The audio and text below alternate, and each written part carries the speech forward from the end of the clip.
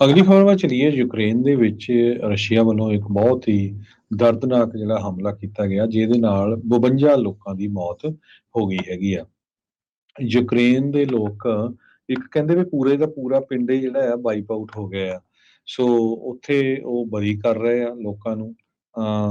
ਤੇ 20 ਮਹੀਨਿਆਂ ਦੇ ਵਿੱਚ ਸਭ ਤੋਂ ਜਿਹੜਾ ਖਤਰਨਾਕ ਡੈਡਲੀ ਜਿਹੜਾ ਅਟੈਕ ਸੀ, ਇਹ ਰਸ਼ੀਆ ਵੱਲੋਂ ਕੀਤਾ ਗਿਆ ਹੈਗਾ।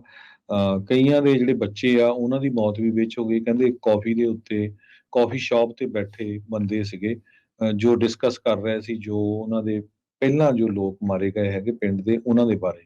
ਤੇ ਜਦੋਂ ਹੀ ਇੱਕੋ ਟਾਈਮ ਦੇ ਉੱਤੇ ਆ ਕੇ ਮਿਜ਼ਾਈਲ ਨੇ ਹਿੱਟ ਕੀਤਾ ਤੇ 52 ਲੋਕਾਂ ਨੂੰ ਉੱਥੇ ਉਹਦੇ ਨਾਲ ਮਾਰੇ ਗਏ ਇਸ ਮਿਜ਼ਾਈਲ ਦੇ ਨਾਲ। ਸੋ ਸਭ ਤੋਂ ਖਤਰਨਾਕ ਜੋ ਹਮਲਾ ਆ, ਉਹਦੇ ਸੰਬੰਧ ਦੇ ਵਿੱਚ ਪ੍ਰੈਜ਼ੀਡੈਂਟ ਵਲਾਡੀਮੀਰ ਜ਼ੈਲੈਂਸਕੀ ਨੇ ਇਹ ਕਿਹਾ ਵੀ ਰਸ਼ੀਆ ਵਾਲੇ ਜਾਣ ਕੇ ਜੋ ਸਿਵਿਲੀਅਨਸ ਆ ਉਹਨਾਂ ਨੂੰ ਹਿੱਟ ਕਰ ਰਹੇ ਹੈਗੇ ਆ।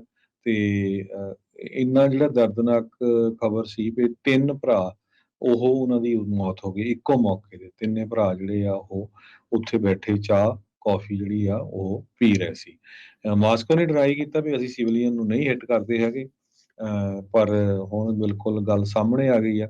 ਹਜ਼ਾਰਾਂ ਦੀ ਗਿਣਤੀ ਦੇ ਵਿੱਚ ਬੰਬਿੰਗ ਦੇ ਨਾਲ ਲੋਕ ਮਾਰੇ ਜਾ ਚੁੱਕੇ ਆ। ਜਿਹੜੀਆਂ ਅਪਾਰਟਮੈਂਟਸ ਨੂੰ ਹਿੱਟ ਕੀਤਾ, ਰੈਸਟੋਰੈਂਟਸ ਨੂੰ, ਪਾਵਰ ਸਟੇਸ਼ਨ ਨੂੰ, ਬ੍ਰਿਜਸ ਨੂੰ, ਗ੍ਰੇਨ ਸਿਲੋਸ ਨੂੰ।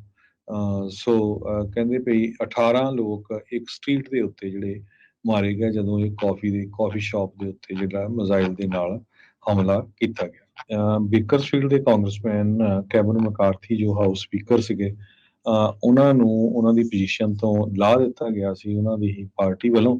ਤੇ ਵਿੱਚ ਹੁਣ ਖਬਰਾਂ ਆਉਣੀਆਂ ਸ਼ੁਰੂ ਹੋਈਆਂ ਵੀ ਹੋ ਸਕਦਾ ਕੈਲੀਫੋਰਨੀਆ ਦੇ ਰਿਪਬਲਿਕਨ ਕਾਂਗਰਸਮੈਨ ਕੈਵਨ ਮਕਾਰਥੀ ਕਾਂਗਰਸ ਵਿੱਚੋਂ ਵੀ ਉਹ ਰਿਜ਼ਾਈਨ ਕਰ ਦੇਣ। ਪਰ ਉਹਨਾਂ ਨੇ ਇਹ ਜਿਹੜੀਆਂ ਰਿਪੋਰਟਸ ਪੋਲੀਟੀਕੋ ਤੇ CNN ਤੇ ਆਈਆਂ, ਪਰ ਬਾਅਦ ਦੇ ਵਿੱਚ ਮਕਾਰਥੀ ਹੁਣੀ ਕਿਹਾ ਵੀ ਨਹੀਂ, ਮੈਂ ਕਾਂਗਰਸ ਤੋਂ ਰਿਜ਼ਾਈਨ ਨਹੀਂ ਕਰ ਰਿਹਾ ਹੈਗਾ। Kevin McCarthy right now 20th district ਜਿਹੜਾ ਕੈਲੀਫੋਰਨੀਆ ਦਾ ਆ, ਜਿਹਦੇ ਵਿੱਚ ਕਰਨ, ਫਰਿਜ਼ਨੋ, ਟੋਲੈਰੀ ਤੇ ਕਿੰਗਸ ਕਾਉਂਟੀ ਆਉਂਦੀ ਹੈਗੀ ਆ, ਉਸ ਨੂੰ ਰਿਪਰੈਜ਼ੈਂਟ ਕਰਦੇ ਹੈਗੇ। ਅਗਲੀ ਖਬਰ ਵੱਲ ਚਲੀਏ। ਯੂਕਰੇਨ ਦੇ ਵਿੱਚ ਰਸ਼ੀਆ ਵੱਲੋਂ ਇੱਕ ਬਹੁਤ ਹੀ ਦਰਦਨਾਕ ਜਿਹੜਾ ਹਮਲਾ ਕੀਤਾ ਗਿਆ, ਜਿਹਦੇ ਨਾਲ 52 ਲੋਕਾਂ ਦੀ ਮੌਤ ਹੋ ਗਈ ਹੈਗੀ ਆ। ਯੂਕਰੇਨ ਦੇ ਲੋਕ ਇੱਕ ਕਹਿੰਦੇ ਵੀ ਪੂਰੇ ਦਾ ਪੂਰਾ ਪਿੰਡ ਹੀ ਜਿਹੜਾ ਆ ਵਾਈਪ ਆਊਟ ਹੋ ਗਿਆ ਆ। ਸੋ ਉੱਥੇ ਉਹ ਬਰੀ ਕਰ ਰਹੇ ਆ ਲੋਕਾਂ ਨੂੰ।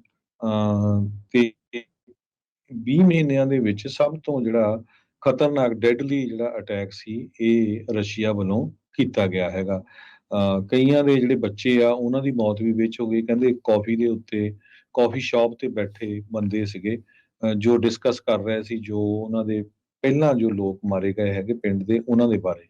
ਤੇ ਜਦੋਂ ਹੀ ਇੱਕੋ ਟਾਈਮ ਦੇ ਉੱਤੇ ਆ ਕੇ ਮਿਜ਼ਾਈਲ ਨੇ ਹਿੱਟ ਕੀਤਾ ਤੇ 52 ਲੋਕਾਂ ਨੂੰ ਉੱਥੇ ਉਹਦੇ ਨਾਲ ਮਾਰੇ ਗਏ ਇਸ ਮਿਜ਼ਾਈਲ ਦੇ ਨਾਲ। ਸੋ ਸਭ ਤੋਂ ਖਤਰਨਾਕ ਜੋ ਹਮਲਾ ਆ, ਉਹਦੇ ਸੰਬੰਧ ਦੇ ਵਿੱਚ ਪ੍ਰੈਜ਼ੀਡੈਂਟ ਵਲਾਡੀਮੀਰ ਜ਼ੈਲੈਂਸਕੀ ਨੇ ਇਹ ਕਿਹਾ ਵੀ ਰਸ਼ੀਆ ਵਾਲੇ ਜਾਣ ਕੇ ਜੋ ਸਿਵਿਲੀਅਨਸ ਆ ਉਹਨਾਂ ਨੂੰ ਹਿੱਟ ਕਰ ਰਹੇ ਹੈਗੇ ਆ। ਤੇ ਇੰਨਾ ਜਿਹੜਾ ਦਰਦਨਾਕ ਖਬਰ ਸੀ ਵੀ 3 ਭਰਾ, ਉਹ ਉਹਨਾਂ ਦੀ ਮੌਤ ਹੋ ਗਈ ਇੱਕੋ ਮੌਕੇ ਤੇ। ਤਿੰਨੇ ਭਰਾ ਜਿਹੜੇ ਆ ਉਹ ਉੱਥੇ ਬੈਠੇ ਚਾਹ ਕਾਫੀ ਜਿਹੜੀ ਆ ਉਹ ਪੀ ਰਹੇ ਸੀ। ਮਾਸਕੋ ਨੇ ਟਰਾਈ ਕੀਤਾ ਵੀ ਅਸੀਂ ਸਿਵਲੀਅਨ ਨੂੰ ਨਹੀਂ ਹਿੱਟ ਕਰਦੇ ਹੈਗੇ, ਪਰ ਹੁਣ ਬਿਲਕੁਲ ਗੱਲ ਸਾਹਮਣੇ ਆ ਗਈ ਆ। ਹਜ਼ਾਰਾਂ ਦੀ ਗਿਣਤੀ ਦੇ ਵਿੱਚ ਬੰਬਿੰਗ ਦੇ ਨਾਲ ਲੋਕ ਮਾਰੇ ਜਾ ਚੁੱਕੇ ਆ। ਜਿਹੜੀਆਂ ਅਪਾਰਟਮੈਂਟਸ ਨੂੰ ਹਿੱਟ ਕੀਤਾ, ਰੈਸਟੋਰੈਂਟਸ ਨੂੰ, ਪਾਵਰ ਸਟੇਸ਼ਨ ਨੂੰ, ਬ੍ਰਿਜਸ ਨੂੰ, ਗ੍ਰੇਨ ਸਿਲੋਸ ਨੂੰ।